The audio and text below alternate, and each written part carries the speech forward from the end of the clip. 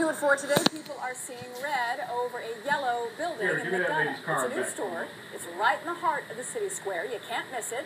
CBS Atlanta's Christopher King joins us live from there with the battle over the building. And I see it over your shoulder, Chris. Stephanie, they haven't even opened yet here at Party Time, but they're already causing a flap. The problem isn't what they're selling inside. The problem is what's on the outside. This bright yellow paint, and some folks who live in town say this just doesn't go with the flow.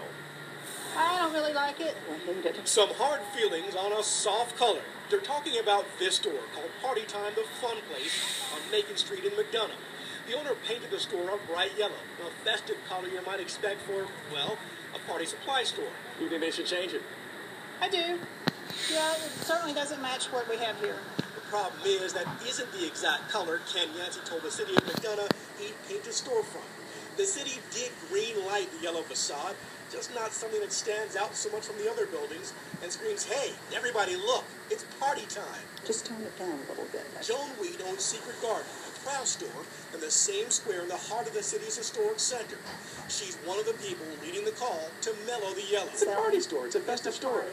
Yes. Why shouldn't it be yellow? I think it looks great for the type of store it is. I just don't think it's appropriate for a downtown historic area.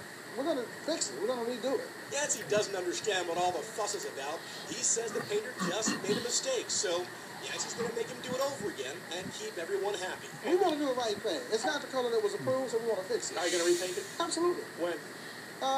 Before the week's out, probably. What color will it be? It'll still be yellow.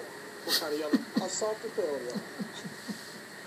Now, we spoke with the city's director of community development, and he says that Yancey never tried to fight the city on this and has agreed to repaint the storefront. Now, what do people in town think about all this?